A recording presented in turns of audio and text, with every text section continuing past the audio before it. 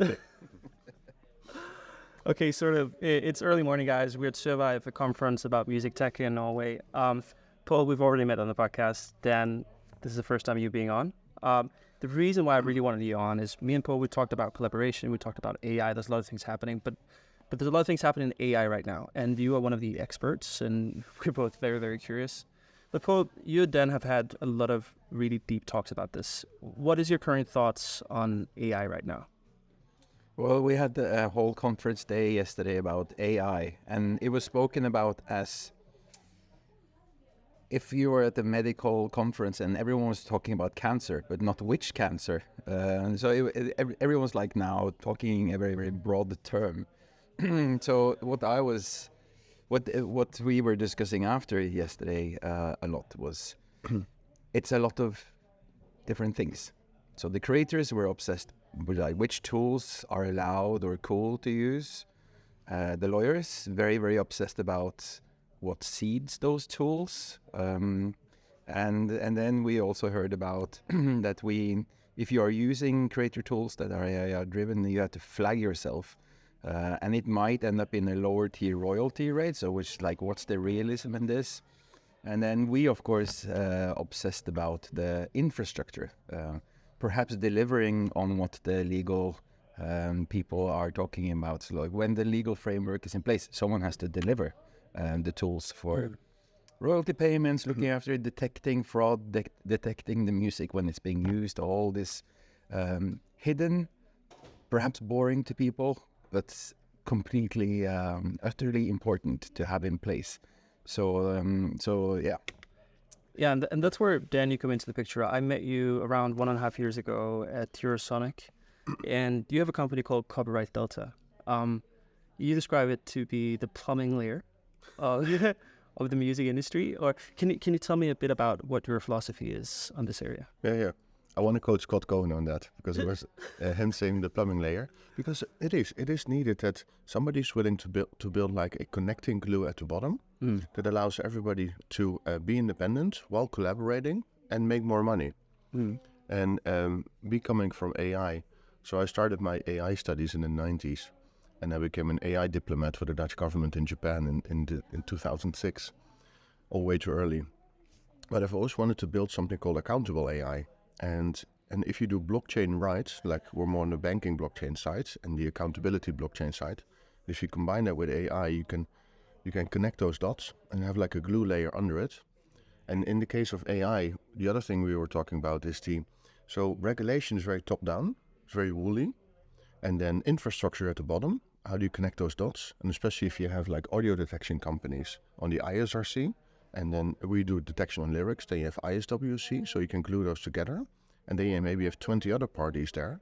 And in the middle, you have the producers who want to use the AI tools to create new sounds. But there has to be some accountability. And then, but you also have some AI tools to fight AI. So it's like top-down regulation, bottom-up infrastructure, and then AI fighting AI. And in the meantime, people can produce new content with it. Yeah. And plumbing is actually a very good way of looking at it, because it is plumbing, and the pipes and the things that we have underground today were created, well, first in the publishing era of like 1900 until 1950, and then the mafia came along in New York and owned the plumbing, and those pipes and wires are getting old, right? That's the major label structure and major publishing structure, and since then, in the digital age, it's exploded with new opportunities.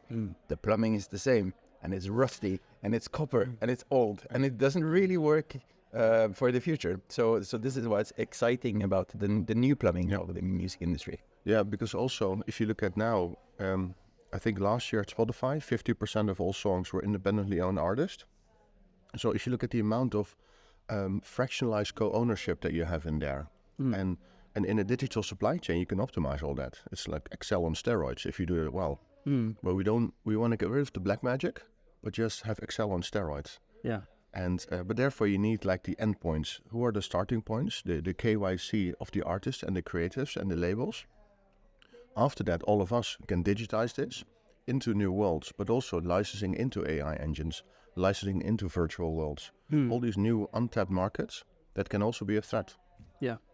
because that's the underlying thing is like AI is so many things, and you just talked about it at the start of this talk. And I was playing with Suno that AI this morning, just having fun, and that's a completely different thing. But the thing about that is, how do you pay the actual right holders? And that's like the thing. There's no plumbing. There is no existence of keeping that accountable. So what you're saying is, together with blockchain, together with bank vaulting, blockchain kind of systems, you can use AI to make sure that these rights are identified and subsequently remunerated from the works. Yeah, that's very important. So you have multiple types of blockchain. So this is not Bitcoin blockchain style type, because those are fully public. You don't want that. So it has to be a different type of way. Together with some banks, we're actually working on connecting into the financial system. The other thing is we're working with music societies on how can you prove later that you created the lyrics. And because right now, if you only store the title, but then software systems run on things like lyrics, like melodies, like songs, and you're in the audio detection field, we more look on the lyrics type of side and the melody side, and you have to start measuring those. If the three of us would come up with yesterday, you want to be able to prove later that we came up with that. Yeah. Because otherwise you can never create accountability for those software systems. And maybe it's nice to mention to everybody also, is that AI is not black magic. Like all those neural networks, they've got like multiple nodes, things in the middle, and you have parameters. And the term in software land is AI is like curve fitting, but in high dimensional data sets. So it's not like if you imagine 2D, 3D, 4D, 10,000D, AI is really good at finding the thread in there. Wonderful. Let the AI company do that, and those parameter settings is their IP. But from the music perspective, you've got input. You've trained on 10,000 ISRCs, 1 million ISWCs, or maybe the other way around, maybe 100, maybe 2, maybe your own personal set. But the output is some piece of song. And then if you have all the MRT companies to dissect those songs, have you used some lyrics from that song or some snippets from a recording?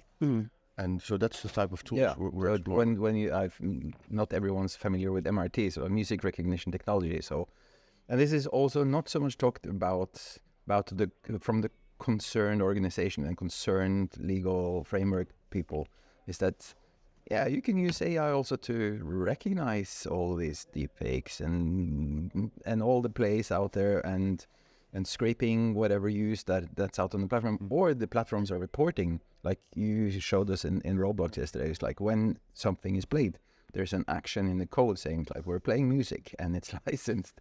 So and to automate all this, like some of it is not even AI, it's just reporting. And then we use AI to detect the more difficult things.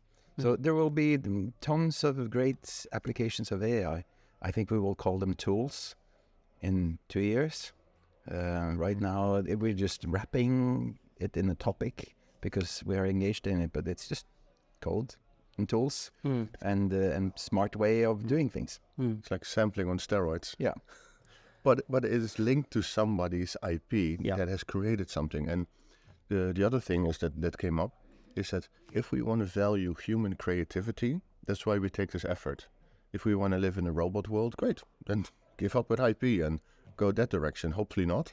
And then we value human creativity and we create some tools for that.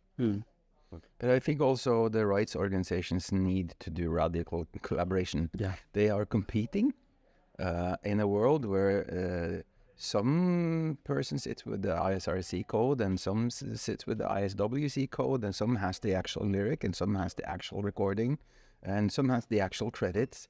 And it's boring for a creator to fill them in everywhere. Yep. So it's like there must be some central repository of metadata, assets, rights, and they need to get together and collaborate on this, because or else we don't have the raw materials. We can take multiple sources, throw them together, and try to make sense of it. That's what we've been doing for the last 30 years. But the organizations need to become better at collaborating. I can give some credits to the societies we work with. There's a few here in Europe, and fantastic. And so I want to say, if there's artists listening to this and managers, get registered. Yeah. Get registered. We heard from ABBA. gets paid because people know his identifiers. So get registered, because otherwise in the digital value chain, we cannot help you. Yeah. This was a short commentary on AI, and this is something I'm going to dive a lot deeper on the podcast. And I really want to thank you, the conference, for having us, Sørveiv, for having us all. It's been really interesting to have these talks. But this technological development in the industry is going to make some serious changes or require some serious changes. And I think we really need to, in the industry, understand how proactive we need to be with this. Yeah. Well, one thing that is very interesting is because since the music industry is so vocal, if you look at the speed in Washington and in Brussels that people are going through this legislation, it is so fast. So many compliments to the music to the music industry, because everybody's fully on top of it. You've got EXA, that ECSA, those organizations, and those are many compliments. And you have to. Yeah. Dan, I know we're going to hear a lot from you in the future with Copyright Delta. You are one of the most interesting companies in the world right now, I would say for sure. And thank you for joining us for this short talk. It's all conference style, so now in 5 minutes we need to go to a talk. So we'll just wrap it up quickly. This is our commentary on a thought we had yesterday. Yeah. Thank you for being on it. No, Thank you. super cool. Okay, we'll continue the conversation offline. Bye. But